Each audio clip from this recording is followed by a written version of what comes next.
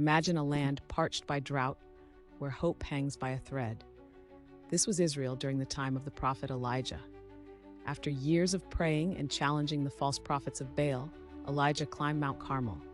There, he fervently prayed for rain, revealing God's power to his people.